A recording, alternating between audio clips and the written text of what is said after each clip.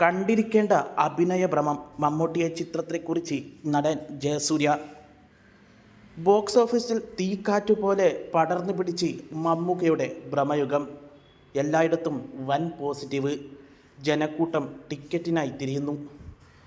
മമ്മൂട്ടി പ്രധാന വേഷത്തിലെത്തിയ ഭ്രമയുഗം മികച്ച അഭിപ്രായം നേടി മുന്നേറുകയാണ്.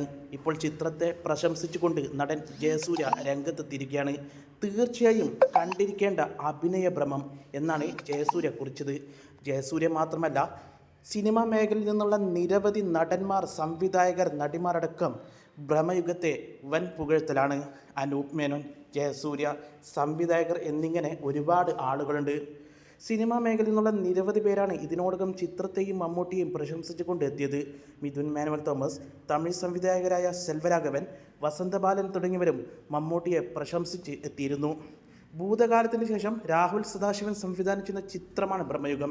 ഹൊറർ മിസ്റ്ററിയായി എത്തിയ ചിത്രത്തിൽ അർജുൻ അശോകൻ, സിദ്ധാർത്ഥ ഭരതൻ, അമൽത ലിസ് എന്നിവരും പ്രധാന വേഷത്തിലെത്തിയിരുന്നു. ബ്ലാക്ക് ആൻഡ് വൈറ്റിലാണ് ചിത്രം ഒരുക്കിയത്. ഭ്രമയുഗം സിനിമയെക്കുറിച്ച് മോഹൻലാലിൻ്റെ പ്രതികരണം എന്ന് പറഞ്ഞ് സോഷ്യൽ മീഡിയയിൽ വൈറലാവുകയാണ്. ചിത്രം ഇതുപോലെ ഒന്നും എന്നെ കൊണ്ട് സാധിക്കില്ല.